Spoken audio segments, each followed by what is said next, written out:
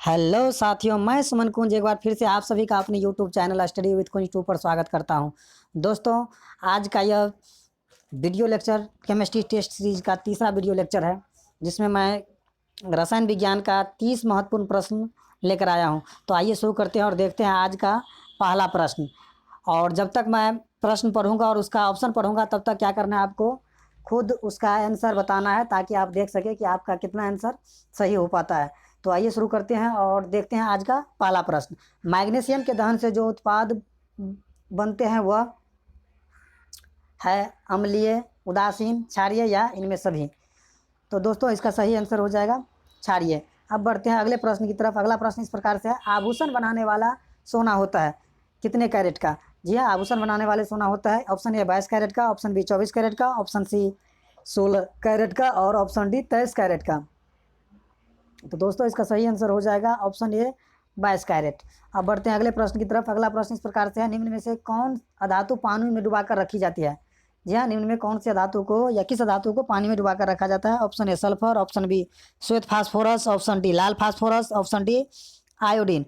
तो इसका सही आंसर हो जाएगा ऑप्शन बी श्वेत फास्फोरस। अब बढ़ते हैं अगले प्रश्न की तरफ। अगला प्रश्न इस प्रकार से है, भूपर्टी में स्वतंत्र अवस्था में पाई जाने वाली धातुएं निम्नलिखित में से कौन सी है? ये पूछा गया है कि भूपर्टी में कौन सा ऐसा धातु है जो स्वतंत्र अवस्था में पाया जाता है। ऑप्शन ए है Ag, option B Mg, option C Al और ऑप्शन डी जिंक। तो दोस्तों, इसका सही आंसर हो जाएगा ऑप्शन ए सिल्वर। अब बढ़ते हैं अगले प्रश्न की तरफ। अगला प्रश्न इस प्रकार से है, सागरीय खरपतवार किसका महत्वपूर्ण स्रोत है? जी हाँ, सागरीय खरपतवार किसका महत्वपूर्ण स्रोत है? ऑप्शन ए लोहा, option B chlorine, option C bromine और ऑप्शन डी आयोडीन। तो दोस्तों, इसका सही आंसर हो जाएगा ऑप्शन डी आयोडीन। अब बढ़ते हैं अगले प्रश्न। अगला प्रश्न इस प्रकार से है, चूहों के विष का रासायनिक नाम है? चूहों के विष का रासायनिक नाम है option A zinc oxide, option B lead nitrate, option C lead nitrate और ऑप्शन डी जिंक फॉस्फेट। तो दोस्तों, इसका सही आंसर हो जाएगा ऑप्शन डी जिंक फॉस्फेट। अब बढ़ते हैं अगले प्रश्न की तरफ। अगला प्रश्न इस प्रकार से है, बायोगैस बनाने के लिए सामान्यतः प्रयुक्त द्रव है, अर्थात बायोगैस किस अपद्रव्य की मदद से बनाया जाता है? ऑप्शन ए पशुओं का अपशिष्ट, ऑप्शन बी शस्य अवशेष, ऑप्शन सी जलीय पादप और ऑप्शन बी वन अवशेष। तो दोस्तों, इसका सही आंसर हो जाएगा ए नंबर ऑप्शन पशुओं का अपशिष्ट। मतलब पशुओं का जो बेकार पदार्थ होता है, गोबर तोबर, उससे जो बनता है उसी से ये बनाया जाता है। अब बढ़ते हैं अगले प्रश्न की तरफ। अगला प्रश्न इस प्रकार से है, निम्नलिखित में से कौन अश्रु गैस का घटक है? Option A ethane, option B ethanol, option C ether और ऑप्शन डी क्लोरोफिक्रीन। तो दोस्तों, इसका सही आंसर हो जाएगा ऑप्शन डी क्लोरोफिक्रीन। अब बढ़ते हैं अगले प्रश्न की तरफ, जो इस प्रकार से है, भीड़ को तितर बितर करने में पुलिस द्वारा इस्तेमाल की जाने वाली अश्रु गैस क्या होती है? कहता है, भीड़ को तितर बितर करने के लिए पुलिस किस गैस का प्रयोग करती है? तो option A carbon dioxide, option B chlorine, option C ammonia और ऑप्शन डी हाइड्रोजन सल्फाइड। तो दोस्तों, इसका सही आंसर हो जाएगा ऑप्शन बी क्लोरीन। अब बढ़ते हैं अगले प्रश्न की तरफ। अगला प्रश्न इस प्रकार से है, वायुमंडल में सबसे प्रचुर अक्रिय गैस है? वायुमंडल में सबसे प्रचुर मात्रा में कौन सी गैस पाई जाती है? ऑप्शन ए है हीलियम, ऑप्शन बी है नियोन, ऑप्शन सी है आर्गन, ऑप्शन डी है क्रिप्टॉन। तो दोस्तों, इसका सही आंसर हो जाएगा ऑप्शन नंबर सी आर्गन प्रकृति में या वायुमंडल में सबसे ज़्यादा मात्रा में पाई जाने वाली गैस है। अब बढ़ते हैं अगले प्रश्न की तरफ। अगला प्रश्न इस प्रकार से है, जो तत्व ऑक्सीजन पर प्रतिक्रिया नहीं करती है वह है? जो तत्व ऑक्सीजन पर प्रतिक्रिया नहीं करती है वह है A number chlorine, B number iodine, C number helium और डी नंबर नाइट्रोजन। तो दोस्तों, इसका सही आंसर हो जाएगा ए नंबर ऑप्शन क्लोरीन। अब बढ़ते हैं अगले प्रश्न की तरफ। नेफ्थलीन का मुख्य स्रोत है? Option A coal tar, option B diesel, option C charcoal और ऑप्शन डी कैम्फर। तो दोस्तों, इसका सही आंसर हो जाएगा सी नंबर ऑप्शन चारकोल इसका सही आंसर हो जाएगा। अब बढ़ते हैं अगले प्रश्न की तरफ। अगला प्रश्न इस प्रकार से है, एल्युमिनियम को शुद्ध किया जाता है किस विधि से? ऑप्शन ए है ऑक्सीकरण द्वारा, ऑप्शन बी आसवन द्वारा, ऑप्शन सी विद्युत अपघटन द्वारा और ऑप्शन डी ओजोन अपघटन द्वारा। तो दोस्तों, एल्युमिनियम को शुद्ध किया जाता है विद्युत अपघटन विधि द्वारा। अब बढ़ते हैं अगले प्रश्न की तरफ, जो इस प्रकार से है, कौन सी गैस वायुमंडल का अंग नहीं है?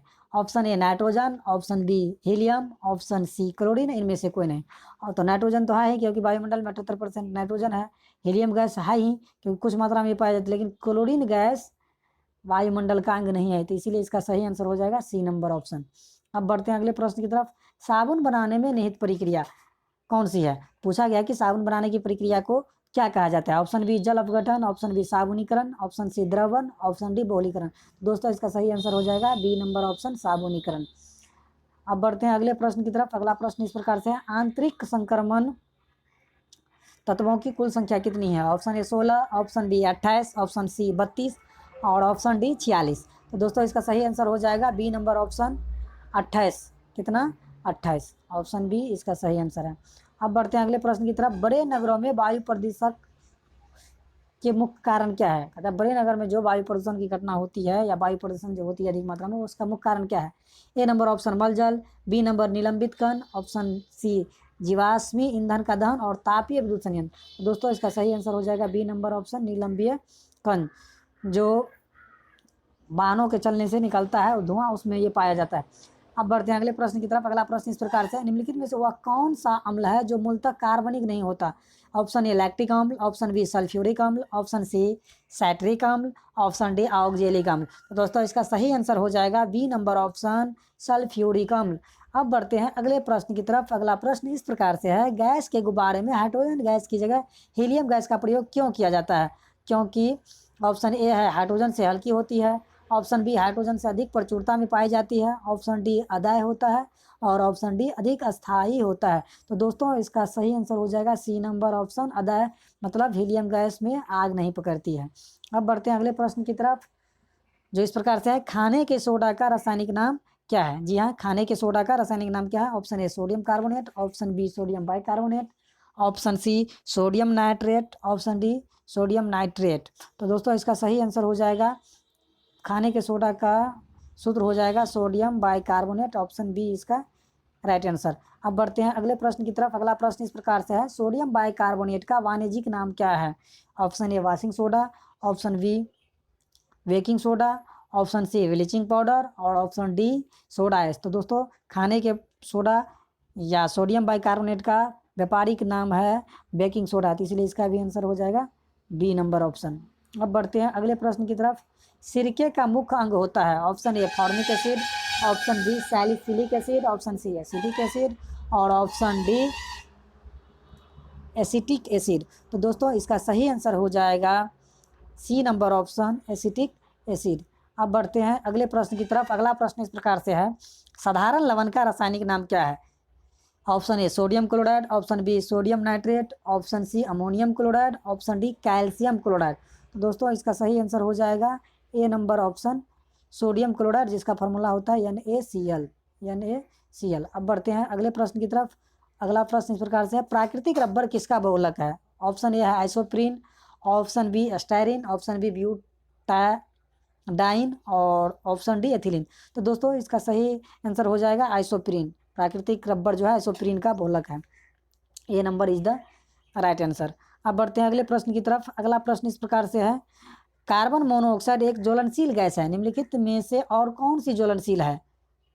कार्बन मोनोऑक्साइड एक ज्वलनशील गैस है, निम्नलिखित में से कौन से ज्वलनशील है? तो दोस्तों इसका सही आंसर पढ़ने से पहले देख लेते हैं ऑप्शन को एक बार। ऑप्शन ए है helium, option B nitrogen, option C oxygen और ऑप्शन डी हाइड्रोजन। तो दोस्तों इसका सही आंसर हो जाएगा ऑप्शन सी ऑक्सीजन। अब बढ़ते हैं अगले प्रश्न की तरफ। अगला प्रश्न इस प्रकार से है, वृक्षों से प्राप्त किया गया प्राकृतिक रबर का बुनियादी रासायनिक निर्माण ब्लॉक है।